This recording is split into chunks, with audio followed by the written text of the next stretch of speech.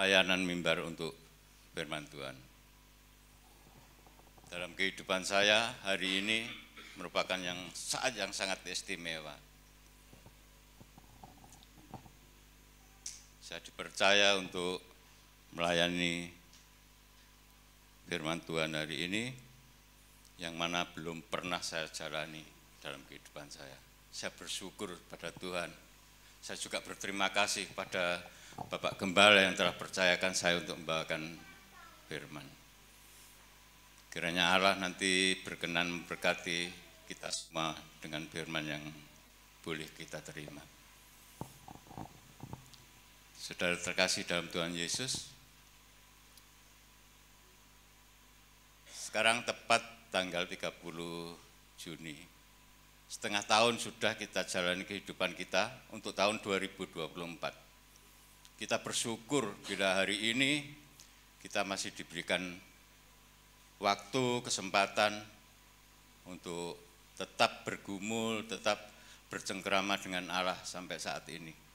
Yang mana kita telah lalui hari-hari yang lalu, kita sandarkan kepada Tuhan. Pada awal tahun kita berkumpul, mohon pada Tuhan untuk membimbing kita menjalani kehidupan ini. Kiranya apa yang telah kita terima sampai hari ini benar-benar kita rasakan, dan kita tetap berharap Tuhan bisa selalu ada dalam kehidupan kita sampai akhir kita menjalani kehidupan kita ini. Banyak hal telah kita lewati, kita lalui dalam suka, dalam duka. Saya mau ada tersirat dalam hati saya. Tadi Pak Hari sedikit singgung apa yang ada dalam hati saya yang mau saya ungkap. Air bisa menjadi anggur. Saya mau katakan hari ini, saya mau kasih judul anggur keselamatan Tuhan. Jangan kita reguk sendiri, tapi boleh seharusnya kita bawa untuk kita hidangkan kepada seluruh orang, bahkan saudara atau bahkan orang-orang di luar yang tidak percaya Tuhan pun boleh kita hidangkan anggur kebaikan Tuhan, anggur keselamatan dari Tuhan. Kadang dalam kehidupan kita, pada saat kita menerima berkat, kita bisa bersyukur, bersorak dengan segenap hati yang senang atau apa. Tapi pada saat kita mengalami himpitan, mengalami beban, kadang kita menggerutu. Bahkan ada kalanya kalau kita mengandalkan Tuhan, kita berharap ada suatu keajaiban. Alangkah indahnya bila kita terima satu keajaiban, satu mukjizat dari Tuhan yang bisa membawa kita mencapai kebebasan dari himpitan ini. Tapi sesungguhnya bukan itu, saudara, yang harusnya kita sadari. Ada satu hal yang seharusnya kita awali untuk menerima mukjizat Tuhan. Yang pertama yang saya lihat ekspektasi atau cara pandang kita kepada mukjizat. Kalau selama kita masih memakai cara pandang kita sebagai manusia, maka setiap mukjizat sebagus apapun, sehebat apapun, tiada pernah kita bisa menikmatinya, tiada pernah kita bisa merasakannya.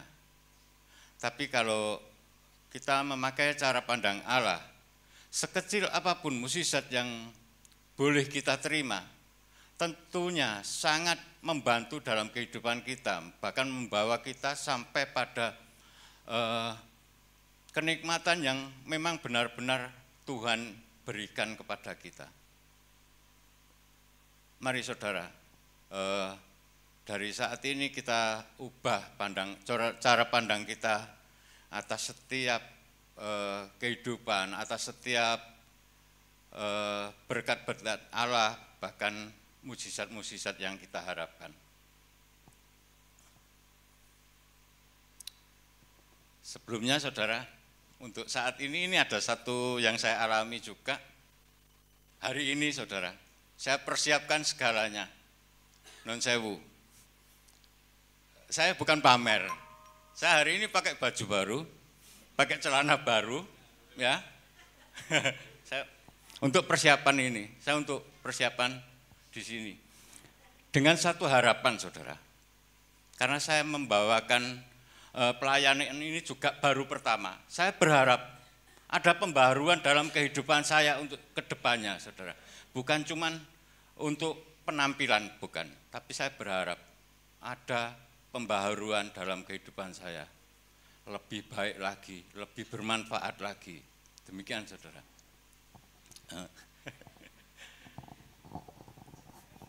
Ya, memang benar-benar saya persiapkan. Saya takut. Bukan saya takut pada saudara, bukan. Saya takut pada Tuhan. Saya takut apa yang saya bawakan nanti, apa sesuai dengan kehendak Tuhan atau enggak. Gitu. Itu yang saya alami sampai hari ini, sampai saat ini. Bahkan saya pada saat ngomong ini pun juga seperti itu. Kiranya biar Tuhan sendiri yang berfirman lewat saya.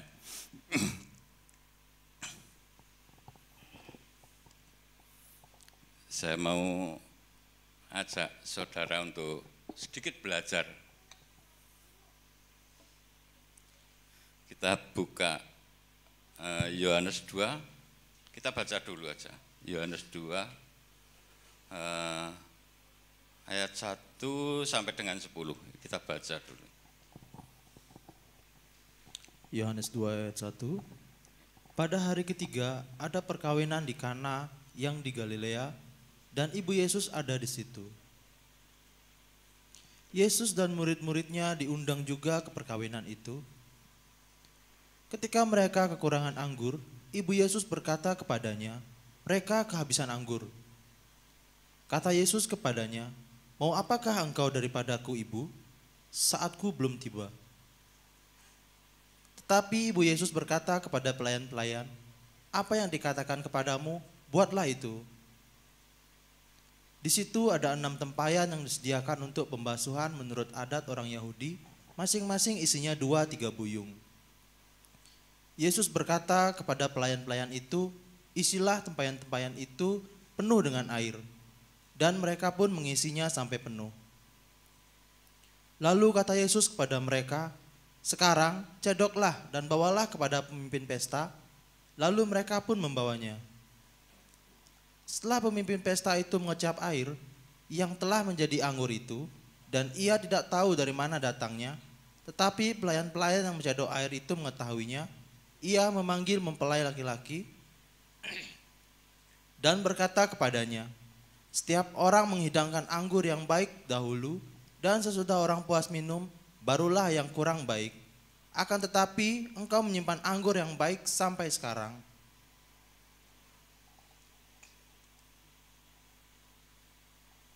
Hal itu dibuat Yesus di Kana yang di Galilea sebagai yang pertama dari tanda-tandanya, dan dengan itu ia telah menyatakan kemuliaannya dan murid-muridnya percaya kepadanya. Ini saudara yang ingin saya bawakan. Ini terjadi mujizat pertama kali yang Tuhan Yesus lakukan, yang terjadi di pesta perkawinan. Kalau kita berharap untuk menerima mujizat, kita harus sedikit banyak harus mengingat awal mujizat. Mujizat yang pertama yang Tuhan lakukan. Banyak hal yang menjadi kunci untuk kita terima mukjizat. Bukan sekedar kita asal termenung berdoa, bukan. Ada langkah-langkah yang seharusnya kita ikuti, kita jalani, kita mengikuti proses yang Tuhan kehendaki untuk kita beroleh kemurahan Tuhan, untuk Tuhan nyatakan segalanya dalam hidup kita.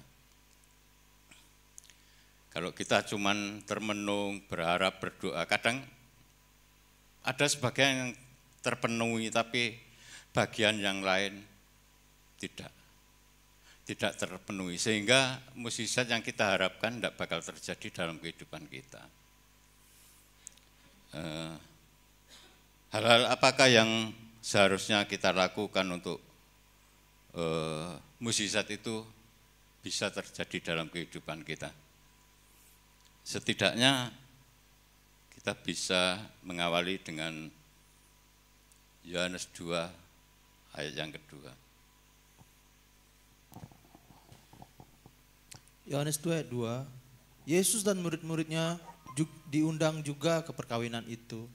Ini saudara, ini yang saya maksudkan, pada awal dari segala yang kita harapkan, dari segala apa yang kita hadapi, kita tidak boleh lepas. Kita harus mengandalkan Tuhan, kita harus mengundang Tuhan lebih dahulu. Undang Tuhan dalam kehidupan kita, undang Tuhan dalam permasalahan kita, undang dalam segala yang kita harapkan, undang dulu Dia. Undang Tuhan kita.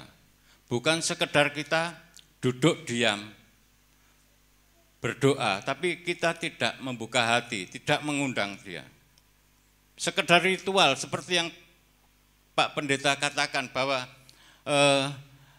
Bapak Gembala katakan bahwa ritual kadang menjadi batu sandungan buat kita. Tapi yang kita perlukan Tuhan kita. Kita undang, kita buka hati. Biar Tuhan yang lakukan. Undang Dia dalam kehidupan kita, undang sepenuhnya. Tidak sekedar kita dengan ritual. Tidak ada artinya saudara. Ritual sebaik apapun tidak bakal membawakan hasil yang indah. Tidak. Tapi Tuhan dengan kasih Tuhan bakal membawakan hasil yang luar biasa dalam kehidupan kita. Bisa kita mengerti bahwa ritual itu kadang-kadang hanya cara, pola pikir manusia untuk mencapai keinginan untuk sampai di hadapan Allah, untuk memohon bantuan Allah, untuk memohon bantuan Tuhan. Tapi kalau kita tidak undang Dia, mana bisa? Yang punya mukjizat adalah Tuhan. Kalau kita berharap ada mukjizat, yang punya kehidupan adalah Tuhan. Kita berharap kita beroleh hidup. Kalau kita tidak undang Tuhan, apakah kita bisa minta hidup? Apakah bisa minta mukjizat? Saya rasa tidak mungkin. Yang pasti undang dulu Tuhan, baru kita ngomong. Tuhan, saya minta ini. Tuhan, saya minta begini. Saya minta begitu. Kalau kita hanya dari jauh kita minta, Tuhan nanti bakal bilang, aku tidak kenal kamu, seperti itu. Tapi kalau kita undang sampai Dia benar-benar masuk dalam kehidupan kita, kita bisa menikmati, bahkan kita bisa bercengkrama, baru kita ngomong. Untuk selanjutnya, bisa kita buka lagi di, saya ini diajari Bapak Gembala. Saya dulu sekolah enggak pernah ngerpek saudara. Terus ini diajari Bapak Gembala, harus bawa kerpean katanya gitu. Ngerpek. Intermezzo saudara ini. Yohanes 2 ayat yang keempat saudara. Saya cuma mau kupas semua yang ada di Yohanes 2 ini dulu. Kata Yesus kepadanya, mau apakah engkau daripadaku ibu? Saatku belum tiba. Ini saudara, Ini yang juga perlu kita tahu, kita sadari bahwa segala permasalahan yang kita harapkan, biar Tuhan yang memegang kendali, bukan kita yang memegang kendali, bukan kita yang mengatur Tuhan, tapi biar Tuhan yang mengatur segala kehidupan kita. Kita mengikut Tuhan, baik caranya, baik waktunya, itu kita mengikut Tuhan. Kalau kita yang pegang kendali, salah. Kita tidak bakal sampai pada titik yang kita harapkan. Kalau Tuhan yang pegang kendali, karena Dia jalan, Dia kebenaran, maka kita akan tetap sampai di titik di mana seharusnya kita berada, di mana kesuksesan ataupun apa yang kita harapkan bisa menjadi kenyataan. Tuhan itu sungguh luar biasa.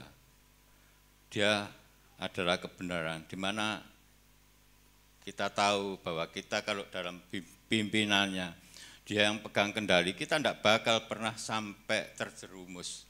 Bahkan tatkala kita mau tergeletak pun, tangan Tuhan tetap menopang kita. Dia kuat, Tuhan, saudara. Dia sangat kuat. Dia berikan segalanya buat kehidupan kita. Tapi sesungguhnya, saudara, bukan cuman karena Dia kuat, tapi Tuhan itu kasih. Kasih ini yang melandasi segala kehidupan yang boleh kita terima.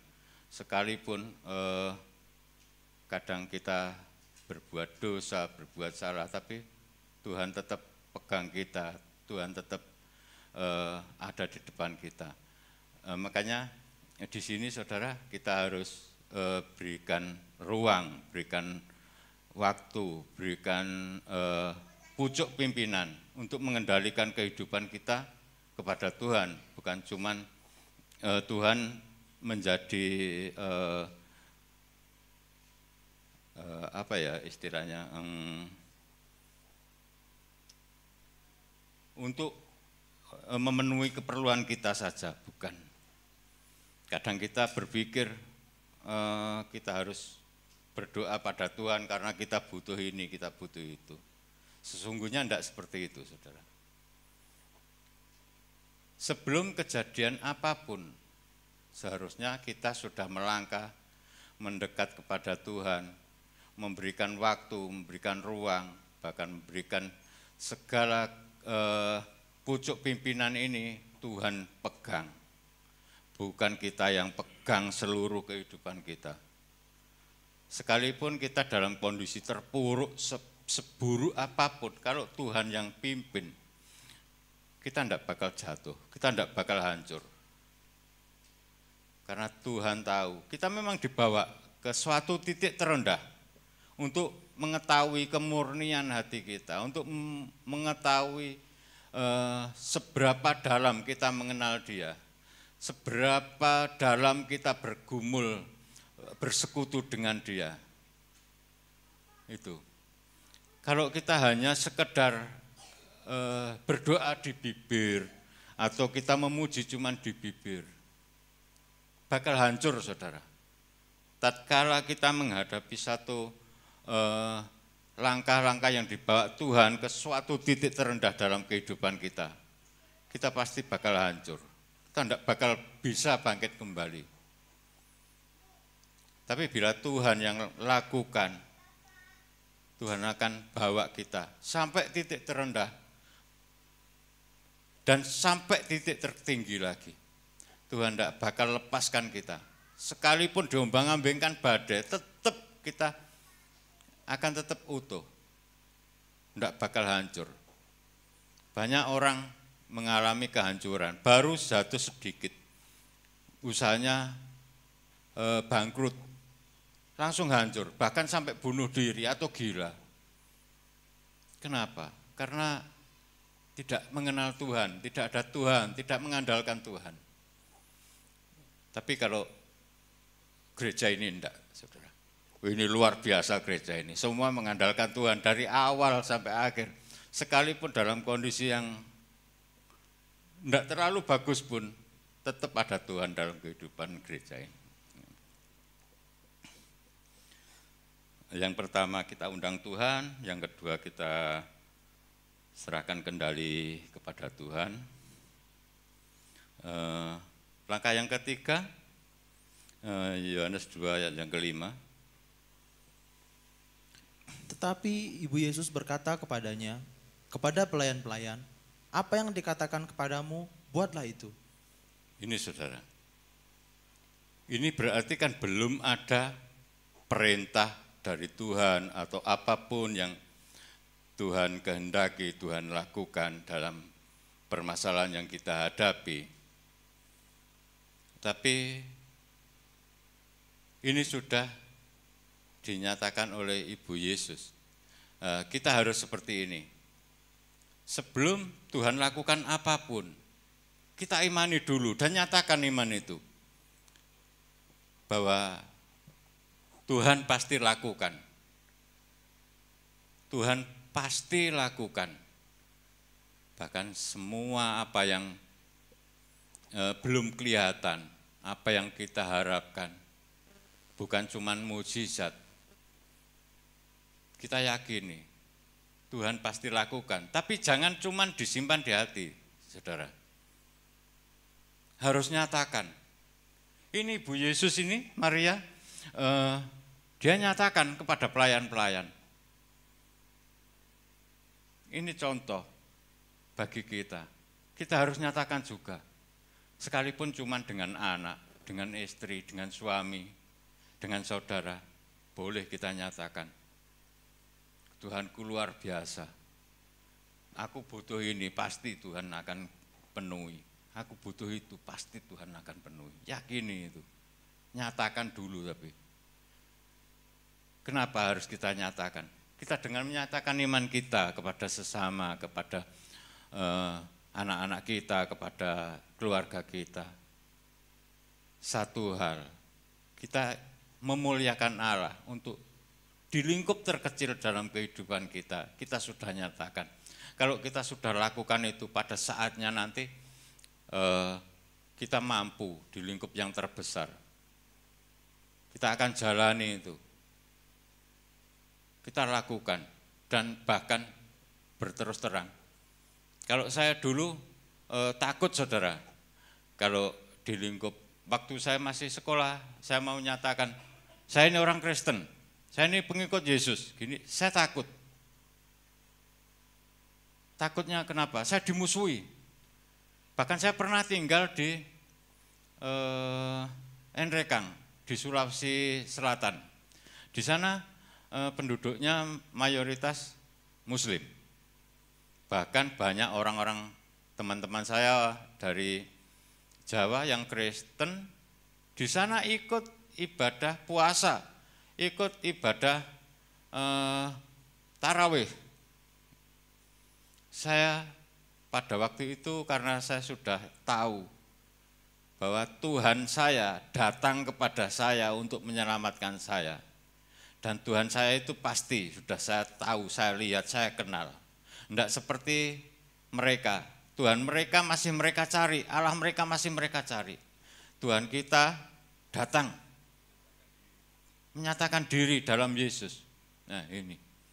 Makanya pada waktu itu, untuk mensiasati segala perkataan orang-orang di sana, saya ngomong, kamu puasa hukumnya apa? Hukumnya wajib, wajib yang bagaimana? Saya gini, wajib bagi yang mampu. Oke, kenapa Mas belum enggak puasa? Bukan saya enggak puasa, karena saya belum mampu, secara perekonomian saya belum mampu. Saya masih harus bekerja, harus cari memenuhi kebutuhan keluarga saya. Makanya saya enggak puasa. Habis itu, saudara, saya ngomong sama yang lain, sesungguhnya bukan karena saya enggak mampu. Tuhan saya luar biasa. Jadi saya enggak mau mengikuti acaramu, aturanmu, ritualmu, saya enggak mau mengikuti. Saya orang Kristen. Jadi saya enggak mau ikut puasa. Kalau saudara mau puasa, oke silakan. Tapi saya tidak mau jadi batu sandungan. Saya mohon saudara juga tidak jadi batu sandungan saya. Saya bilang seperti itu, saudara.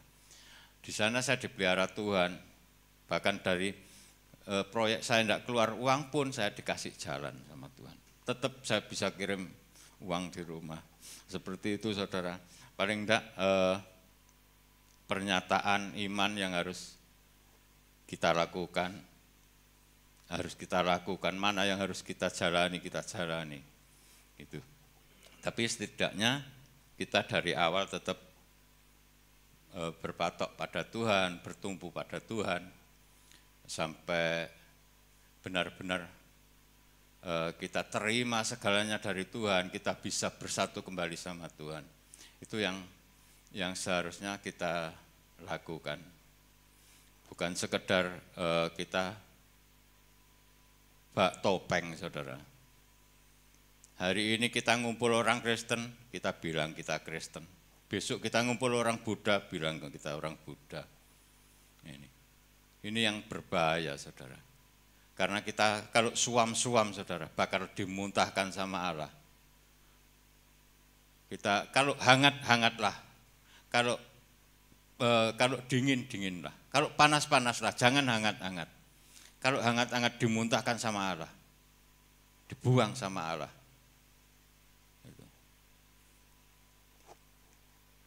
Oke, saudara. Langkah-langkah memang untuk menerima mukjizat Tuhan, untuk menjalani kehidupan ini tidak gampang, saudara. Kalau kita baca, kita uraikan mungkin gampang. Waktu kita mau jalani, rasanya berat. Aduh, ini ada benturan dari anak, ini ada benturan dari keluarga, ini ada benturan dari saudara. Gitu. Tapi kita mau belajar terus untuk tetap berkembang, untuk tetap jalani setiap langkah-langkah yang Tuhan kehendaki untuk kita sampai bisa menerima semuanya dari Tuhan. Selanjutnya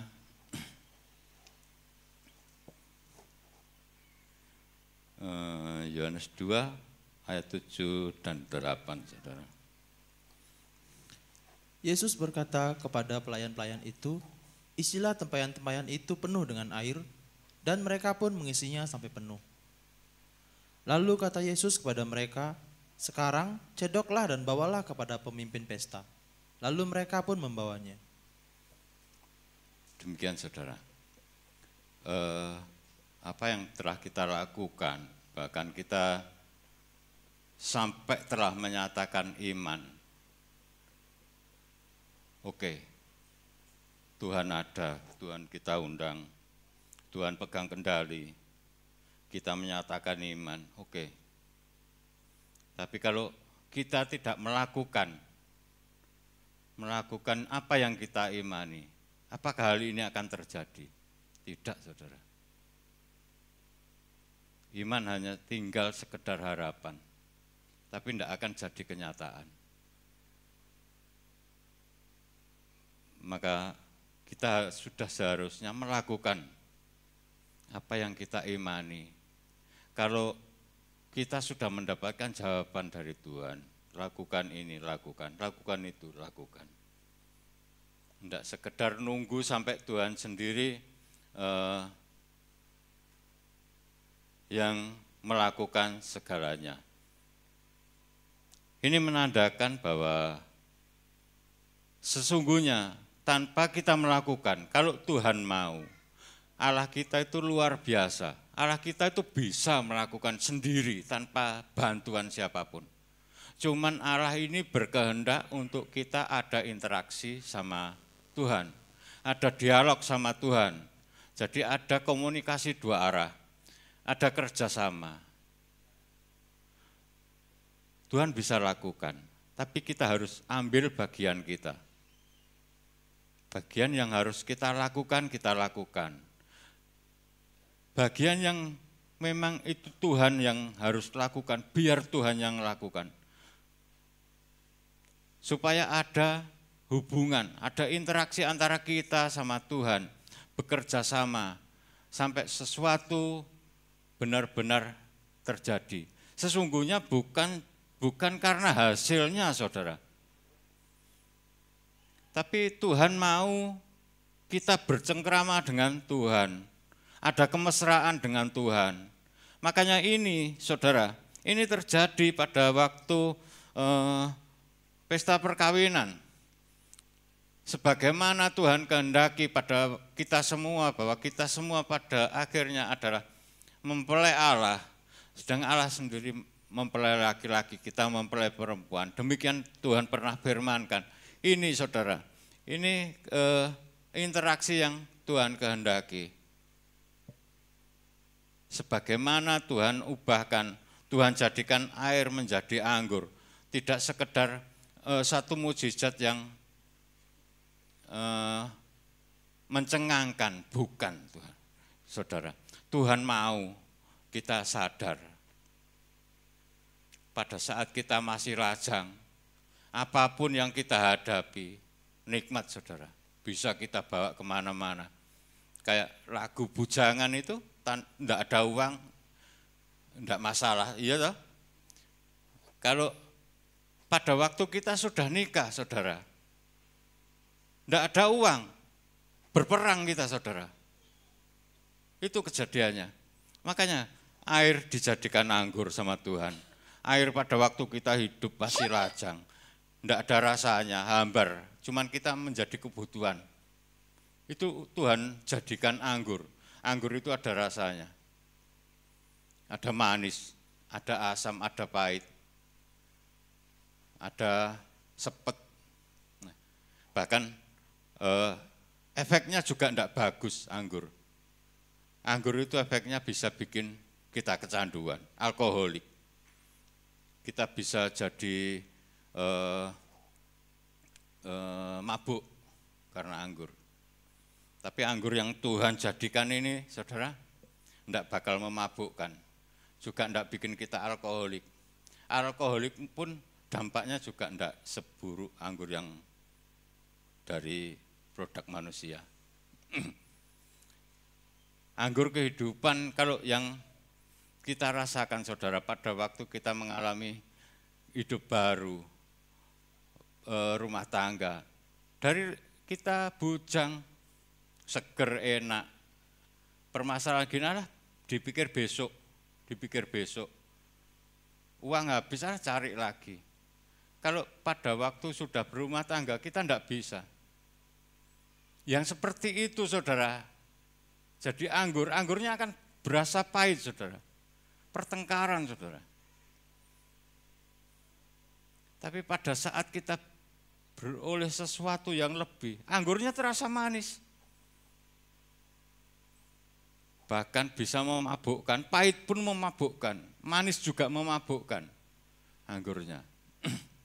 Tapi kalau anggur kebaikan Tuhan, anggur keselamatan dari Tuhan, tidak saudara, tidak demikian. Karena anggur yang Tuhan ciptakan ini bakar berdampak menyehatkan bagi kita. Kita jadi alkoholik, kita kecanduan sama anggur Tuhan. Tiap saat kita ingin mengecap anggur Tuhan, anggur yang dari Tuhan, anggur keselamatan dari Tuhan, anggur kebaikan Tuhan. Kita mau mengecap setiap saat. Bahkan rasanya tidak mau berhenti saudara. Sampai benar-benar kita mabuk, kita tidak karu-karuan wis. Tapi anggur kebaikan, anggur keselamatan, semakin kita dapat semakin banyak, semakin enak, semakin nikmat, semakin enjoy. Kalau kita terima anggur yang kita bikin sendiri, semakin lama kita bakal semakin terpuruk, semakin hancur kita. Kita pusing, rumah tangga kita akhirnya gegerannya tidak berhenti, sampai cerai. Ya.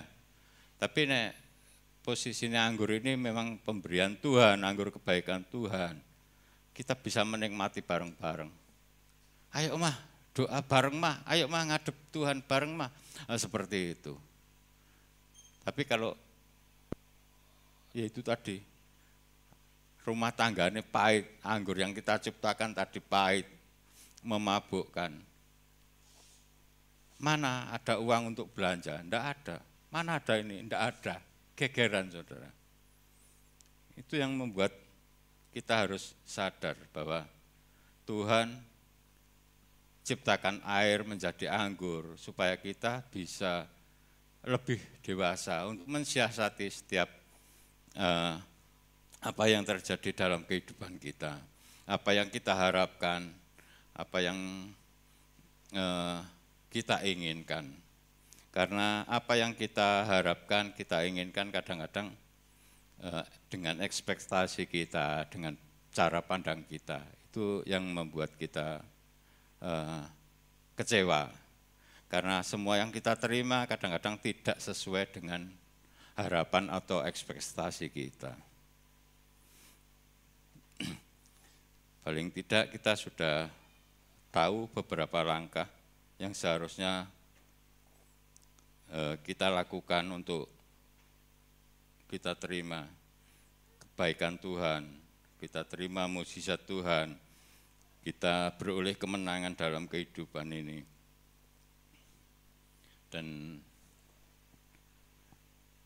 banyak hal yang membuat kadang-kadang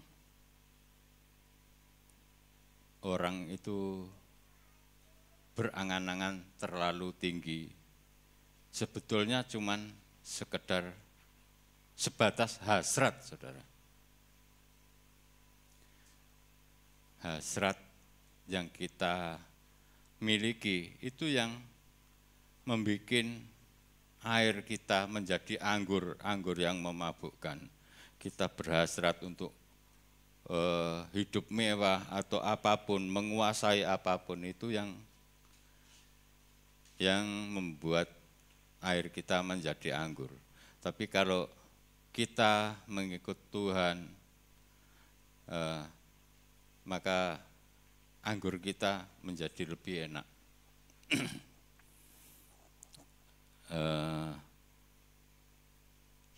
Dan untuk penutup, maaf, sekalipun waktunya saya tidak melihat waktu, dalam artian mungkin masih ada waktu agak lama atau bagaimana, tapi saya karena apa yang saya mau sampaikan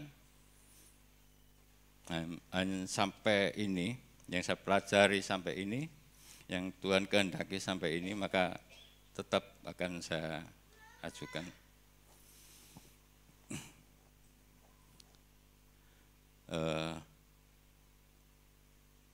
Apa yang menjadi tugas kita setelah kita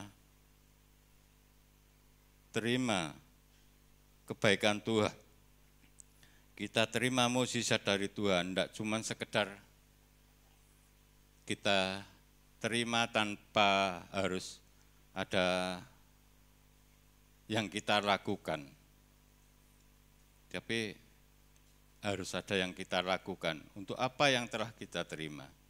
Seperti tatkala kita berdoa, kita terima jawaban dari Tuhan yang sesuai dengan keinginan kita, yang kita bisa berucap berterima kasih, bahkan sampai berteriak-teriak terima kasih, terima kasih. Tapi tatkala kita terima segala sesuatu yang tidak sesuai dengan keinginan kita, mungkin kita terima kasihnya pelan, saudara. Terima kasih Tuhan. Tapi enak, terima kasih kenceng-kenceng. Ini yang Tuhan kehendaki di kejadian ini, di Yohanes 2 ini, mukjizat yang Tuhan lakukan ini, Tuhan kehendaki untuk kita lakukan. Kita buka di Yohanes 2 ayat yang ke-10. Yohanes 10. Dan berkata kepadanya, setiap orang menghidangkan anggur yang baik dahulu, dan sesudah orang puas minum, barulah yang kurang baik. Akan tetapi engkau menyimpan anggur yang baik sampai sekarang. Ini saudara, kejadian yang terbalik yang terjadi di perkawinan di Kana. Ini menurut pemimpin pesta bahwa orang menghidangkan dulu anggur yang baik, baru yang kurang baik. Namun pemimpin pesta ini kurang tahu bahwa dari mana anggur yang baik ini berasal. Sang mempelai pun tidak menyadari bahwa di dalam rumahnya dia juga ada anggur yang baik. Karena dari awal si pemilik pesta ini, penyelenggara pesta ini tidak tahu, memang tidak menyediakan anggur yang baik. Adanya anggur yang standar-standar saja. Jadi sesungguhnya ini kejadian yang benar-benar satu mukjizat, bukan cuma bagi mempelai, bukan cuma bagi penyelenggara pesta, tapi bagi semua orang ini mukjizat yang diterima, yang luar biasa, tanpa disadari. Ini saudara, kenapa sampai luar biasa? Karena dari setiap orang tidak punya ekspektasi, tidak punya cara pandang atas mukjizat ini. Mereka tidak berpikir bahwa nantinya akan terjadi mukjizat yang seperti ini. Ini terjadi karena langkah-langkah yang mereka lakukan tanpa mereka sadari. Mereka dari awal mereka undang Tuhan. Mereka berikan kendali kepada Tuhan. Dia ngikut kendali Tuhan. Menyatakan iman, melakukan iman. Ini sampai terima mukjizat yang seperti ini. Banyak orang beranggapan ini mukjizat yang luar biasa. Bukan cuma dikecap 1-2 orang, bukan diterima 1-2 orang pribadi, tapi banyak pribadi, banyak orang tanpa mereka sadari. Seperti kita, saudara. Kadang kita tidak sadari bahwa mukjizat Tuhan itu terjadi terus-menerus. Tidak cuma berhenti di satu titik, enggak, tapi terus-menerus. Hanya karena kita beranggapan bahwa kita tidak terima mukjizat, maka kita tidak merasakan adanya mukjizat. Kita punya pola pandang, cara pandang bahwa mukjizat itu adalah sesuatu yang luar biasa. Maka sesuatu yang biasa-biasa saja sepertinya bukan mukjizat. Padahal sesungguhnya juga mukjizat.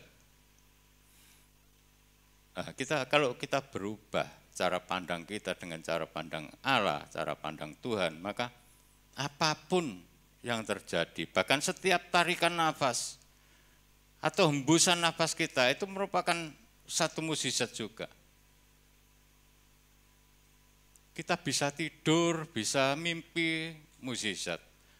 Kita terima semuanya adalah mukjizat. Cuman kita harus tahu cara pandangnya aja yang kita rubah dulu. Kita ngikuti cara pandang Tuhan dulu. Baru nantinya kita bakal mengetahui. Kalau kita tetap berdiri di pemahaman kita tidak buka hati, tidak buka pikiran, maka apapun yang Tuhan lakukan tidak ada artinya buat kita. Itu bukan suatu mukjizat ini. Ini memberatkan dalam hidup kita, padahal itu mukjizat. Kadang kita dibawa Tuhan, dibentur-bentur sama Tuhan, itu ada tujuannya, itu mukjizat juga. Kalau kita tidak dibentur sama Tuhan, itu mungkin kita tidak tahu, kita tidak bisa terima. Karena apa? Kita tidak ngerti, kita tidak tahu cara undang Tuhan, cara melakukan jalan-jalan supaya kita terima mukjizat itu seperti apa, pola pandang kita seperti apa, kita tidak tahu. Bahkan saya sendiri pun kalau Tuhan tidak banting-banting, gak karu-karuan, mungkin saya juga tidak bakal berdiri sini, tidak bakal berani bawa firman Tuhan ini. Karena hari ini saya berani di sini bukan karena keberanian saya, tapi saya yakin bahwa Tuhan saya yang mau berfirman ada,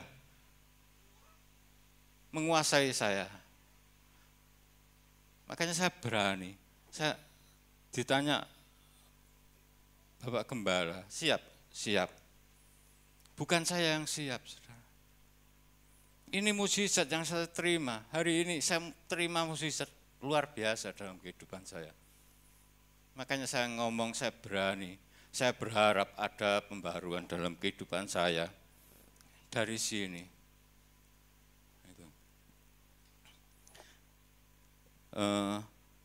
Apa yang terjadi? Di Yohanes 2 ayat yang 10 ini. Ini bukti pernyataan cinta Tuhan. Tuhan benar-benar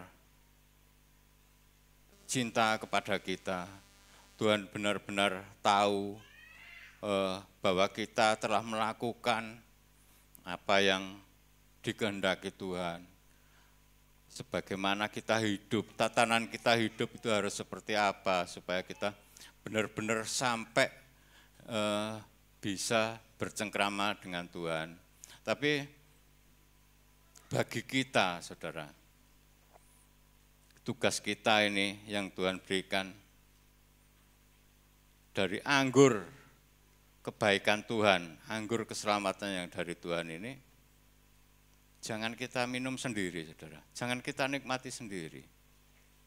Apa yang kita terima, keselamatan Tuhan, kebaikan Tuhan, ayo saudara, bagikan saudara.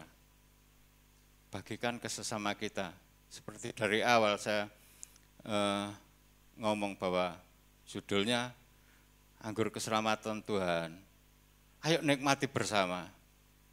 Sekalipun orang tidak mengenal Tuhan, suguhi saudara, suguhi dengan anggur keselamatan Tuhan. Bila memang Tuhan kehendaki jiwa mereka terselamatkan dengan anggur yang mereka reguk, maka Tuhan bakal tarik mereka untuk mengikut Tuhan, untuk menjadi milik Tuhan. Kalau hari ini mereka masih di seberang, mereka belum melihat keselamatan, mereka belum mereguk anggur keselamatan yang dari Tuhan. Kalau saudara sama saya diem, tidak mau menghidangkan, mana mereka bisa menikmati?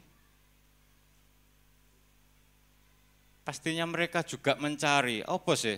Wong Kristen ini kok nikmat, kok tetap dalam kondisi apapun kok enjoy ya. Tiap minggu berangkat ke gereja, padahal gak ada duit, utangnya akeh loh itu loh. Tapi kok enak tetap dalam gereja ya itu. Ya itu. Jangan dikira kayak saya ini saudara, pergi ke gereja, enak Pak Petrus. Bawa mobil ke gereja tiap minggu, bawa mobil. Kadang-kadang bensin golek-golek. Iya, ya itu.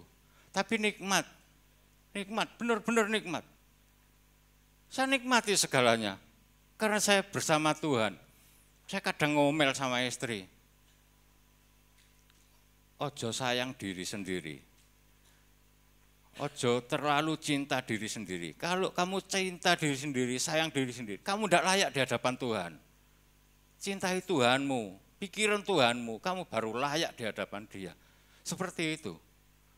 Ya ini, saya dapat diajari Tuhan yang seperti ini. Saya kupas pelan-pelan, apa ya karepe Tuhan kanggoku, kanggone sesamaku apa. Ternyata dari ayat ini saya temukan ya ini tadi, bahwa Tuhan berkehendak keselamatan yang datang dari Tuhan yang kita terima. Tidak cuma sekedar kita sendiri yang menikmati. Semua yang ada, manusia yang ada itu diciptakan Tuhan. Yang menciptakan bukan siapa-siapa, Tuhan Yesus. Memang berasal dari Bapa, tapi yang menciptakan Tuhan Yesus. Tuhan rindu. Kalau kita bisa bercengkrama dengan Tuhan, Tuhan juga rindu untuk bercengkrama dengan mereka. Tapi mereka kadang tidak tahu. Makanya lewat kita semua, lewat gereja nih Tuhan ini, Tuhan kehendaki untuk kita bisa membagikan anggur keselamatan Tuhan, anggur kebaikan Tuhan. Oke, demikian saudara, firman Tuhan yang bisa saya bacakan.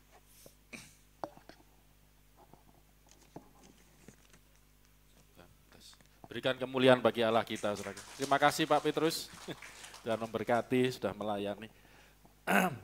Sebenarnya tadi kita banyak ngomong ritual, saudara. Tahu enggak, Pak Petrus tadi juga ritual sebetulnya.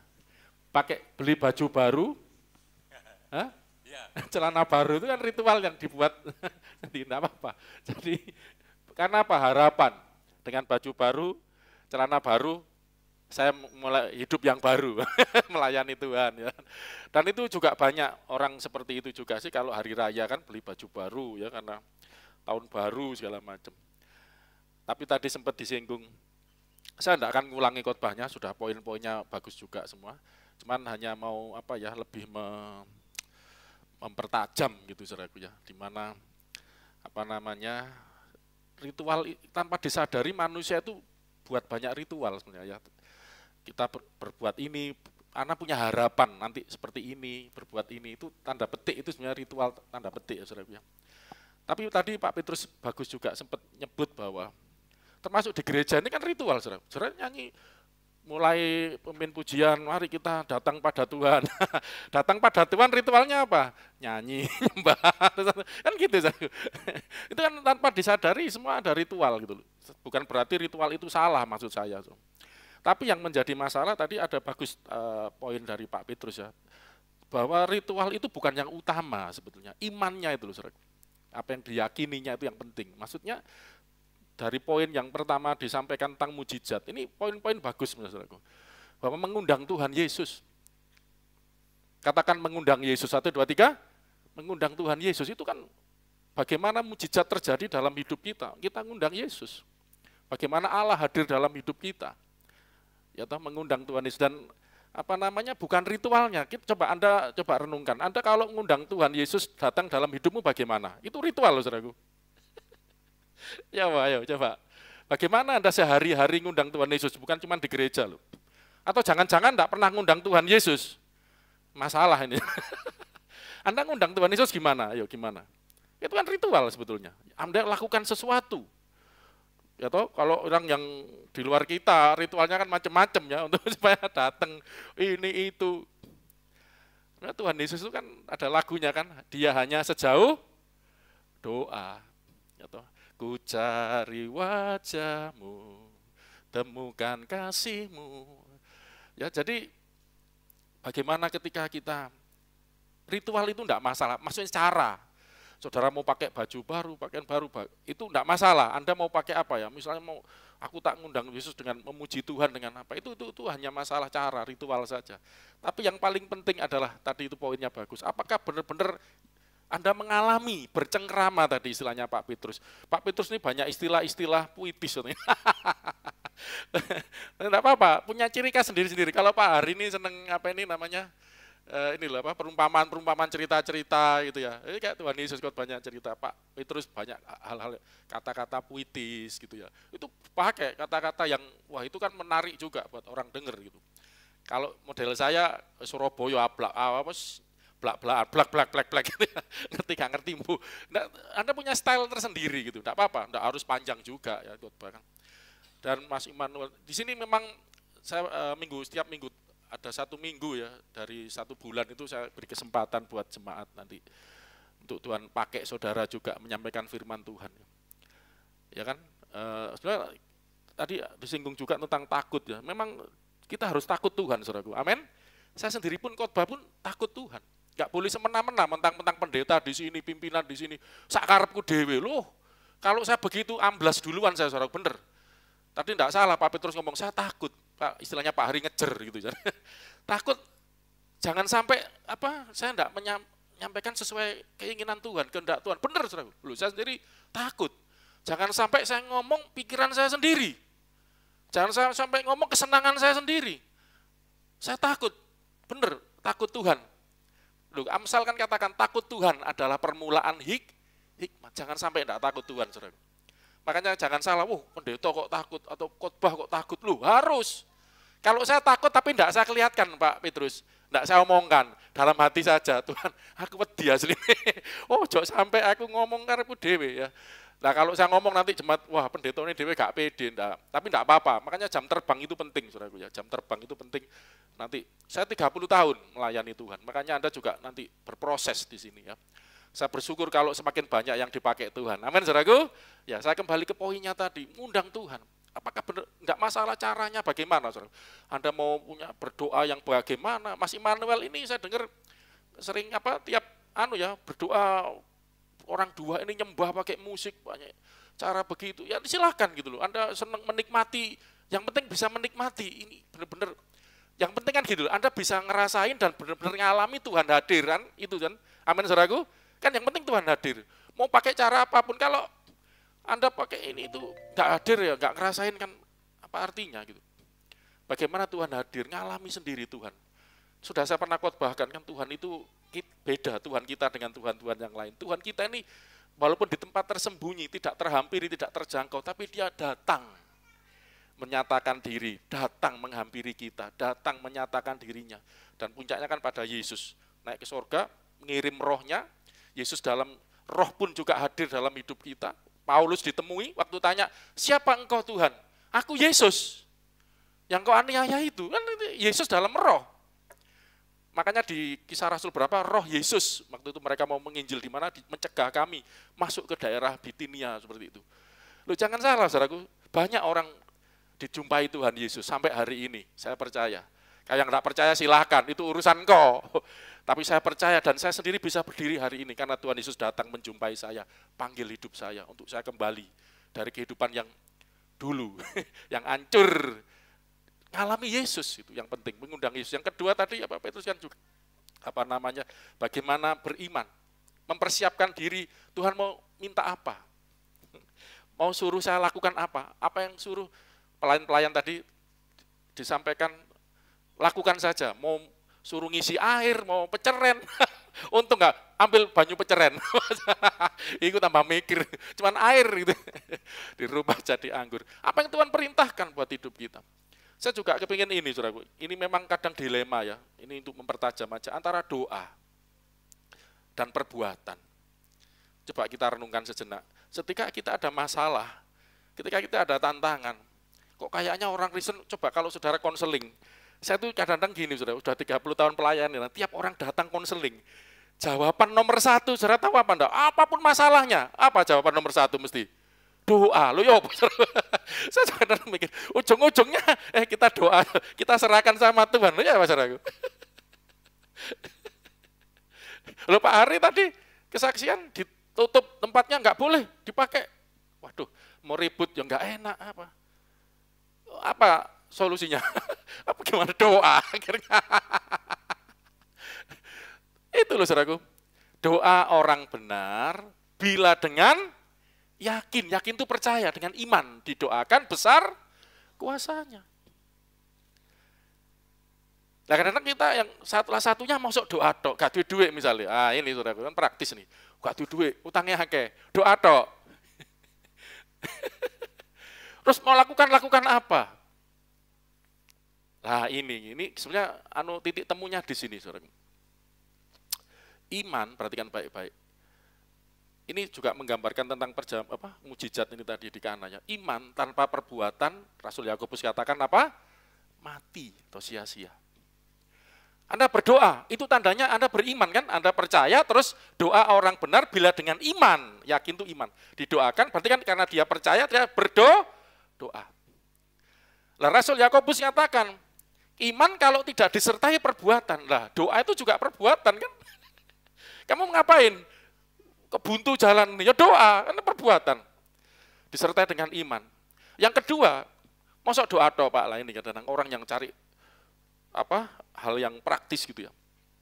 Apa yang harus saya lakukan? Kadang ketemu juga begitu, enggak apa-apa. Lakukan sesuai dengan imanmu. Ini sering saya ngajarkan ini. Ini yang disebut langkah iman. Katakan 1, 2, 3, langkah iman. Apa yang kau percayai? Lakukan. Ini contoh, sampai hari ini jawabannya ini terus, saudaraku. Saya ini kan terus terang minus terus sebenarnya. Dan saya berseru-seru sama Tuhan udah berapa tahun. Minus masih bisa jalan sampai sekarang, ya apa saudara? Keuangan tuh minus, jalan sampai hari ini. Kan itu mujizat, saudara. Gak kerasa, remuk tapi rasanya. Dan Tuhan kasih jawaban apa? Saya doa. Kesusahan hari ini cukup untuk hari ini. Besok ada kesusahannya sendiri, ngemplok. Saya tiap doa jawabannya itu terus, ya saudara. Ya apa? Gak ada jawaban yang lain. Ya wis.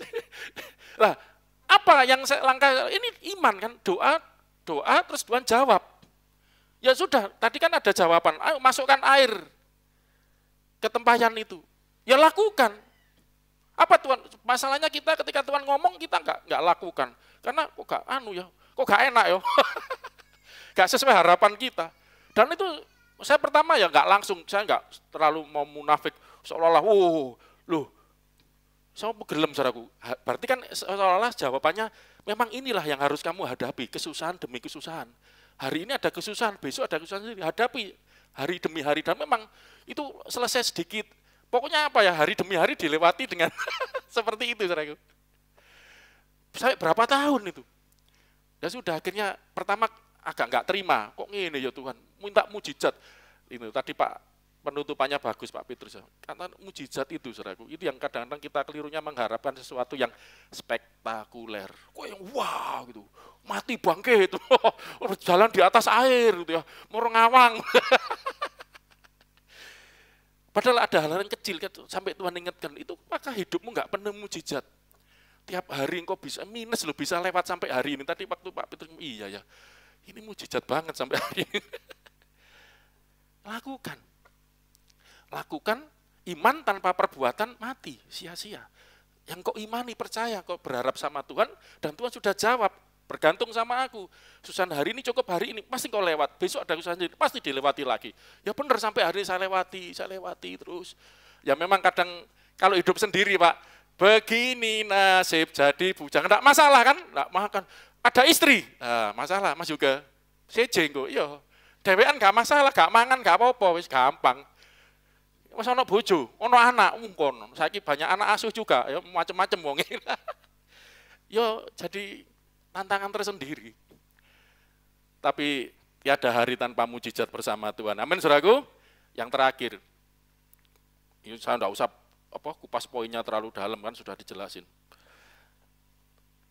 Tadi Pak Petrus tutup bagus ya, kita ini sebenarnya tanpa disadari loh, hidup kita nih tadi saya ngomong kan penuh mujizat, saudara. Hanya kita tinggal perlu bersyukur saja, saudara. Karena kita ini selalu mengharapkan ini, saudaraku, ya toh, sesuatu yang menurut kehendak kita. Tadi kan lakukan apa yang diperintahkan, kan terserah. Apakah maumu padaku ibu? Itu maunya Tuhan, terserah apa yang Tuhan mau. Ya, nah janganlah kita ngatur-ngatur Tuhan, tadi Pak Petrus ngomong, biar Tuhan yang atur kita. Amin, saudaraku, terserah. Ya Tuhan, kalau sampai hari ini Tuhan jawabnya gitu ya, saya jalani aja Tuhan, ya udah. Pasti Tuhan punya maksud, punya rencana ya. Yang terakhir, saudaraku, tadi malam saya video call sama anak saya kan. Bagi saya itu mujizat, saudaraku. Kan salah satu keponakan saya ini mau menikah, menurut saya maaf ya, masih terlalu muda sebenarnya, saudaraku. Masih 25-an lah, mau 26. Dan memang belum siap secara finansial, kerja juga baru kerja, nanti Desember katanya. Saya ditanya ibu saya, kok apa sih susu kawin? Aku Desember nanti udah pegawai tetap.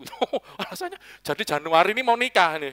Jadi karena sudah pegawai tetap terus nikah, pikir saya kekanak-kanakan banget itu. Apakah setelah pegawai tetap terus nikah, kan sudah pegawai tetap, wah, terus nikah kan berarti sudah cukup. Waduh, apakah cuman seperti itu?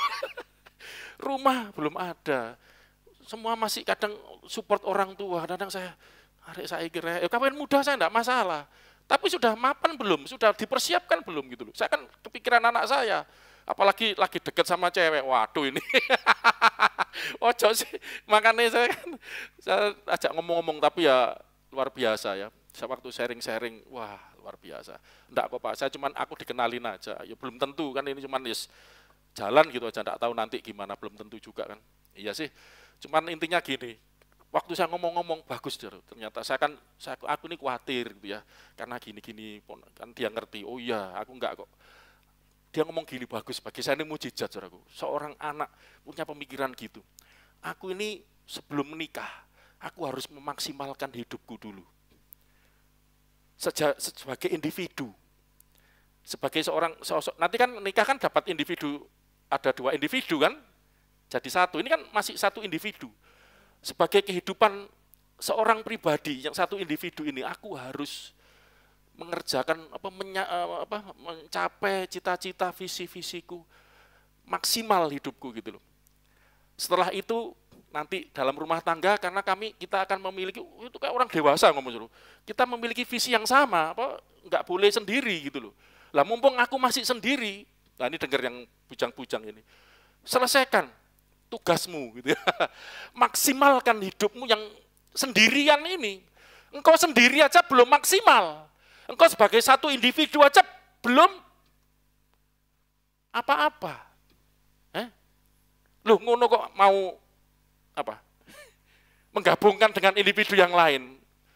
Kadang banyak orang berpikir, karena saya tahu mungkin ya salah satu alasan ponakan saya nikah, pikirnya nanti nek Mas Immanuel sudah ngalami nikah ya, sempat ngonselingi, luar biasa loh, nggak sengaja ngonselingi pernikahan, bimbingan pernikahan Niko sama Rere. Karena kita berpikir aku sendirian gaji segini, ini kan praktisnya kan, sing cewek gajinya segini, pas nikah nanti gabung gajinya, nanti mesti bisa cukupi, ternyata setelah gabung, ada tantangan tersendiri lagi gitu loh. Jadi intinya bagi saya mujizat, anak saya berpikir dewasa. Aku belum mau nikah dulu, belum nikah selama menjadi 1 individu, aku mau memaksimalkan hidupku dulu. Aku mau membahagiakan papa dan mama dulu, haleluya. Bagi saya mujizat, orang tua dengar gitu kan seneng ya. Aku mau, dia lagi buat proposal, pokoknya dia punya ide gini-gini. Aku mau dalam kesendirianku hidup seorang individu diriku ini, aku mau menyelesaikan bagianku dulu. Menyelesaikan tanggung jawabku, menyelesaikan sudah maksimal hidupku. Wah, top gitu. Lega. Mujizat enggak saudaraku? Mujizat. Bagi saya kan mengucap syukur. Wah, Tuhan terima kasih.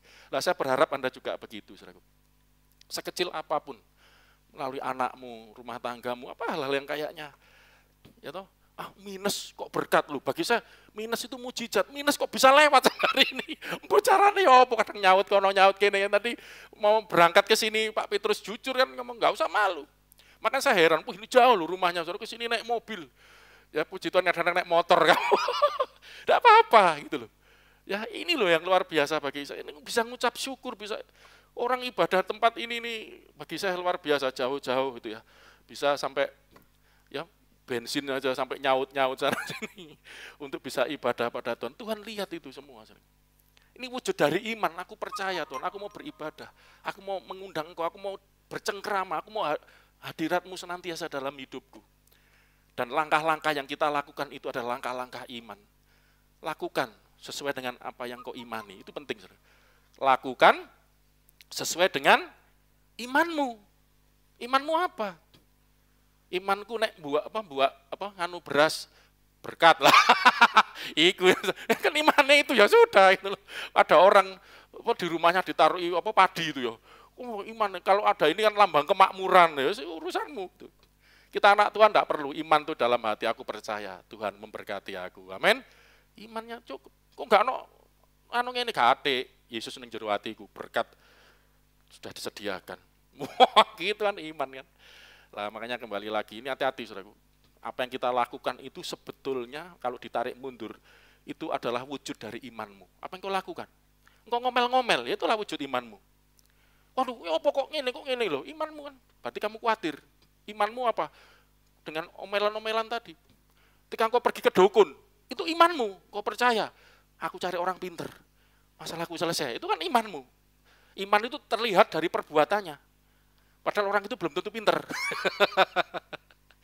Hati-hati, saudara. Apa yang kau lakukan itu menunjukkan imanmu. Perhatian Mbak Epe. Apa yang kita lakukan itu menunjukkan iman yang di dalam kita. Makanya ini bukan berarti dari perbuatan yang keselamatan, bukan. Ini masalah iman yang ini untuk lain kali kita jelaskan ya. Bagaimana memadukan ini, bagaimana iman dan perbuatan itu tidak bertentangan. Keselamatan karena iman, iya. Perbuatan, iya. Perbuatan yang karena ada iman. Gitu loh. Kalau engkau percaya diselamatkan Tuhan Yesus, perbuatanmu bagaimana? Apakah masih hidup dalam dosa? sudah percaya Yesus, ditebus Yesus, hidup menjadi miliknya Yesus, kan perbuatannya akhirnya ngikuti gitu loh, maksudnya gitu. Ya, saya harap ini sampai di sini kita bisa ngerti dari yang sudah disampaikan Pak Petrus tentang mujizat Tuhan Yesus, tentang berkat Yesus. Saya mau simpulkan ini dalam satu pujian. Ayo, ketenggengan kabeh. Katanya Mbak Nilam lihat kemarin yang foto, nggak mutu-mutu, lihat pastor khotbah, saya kan KKR, mau tentang pernikahan di dalam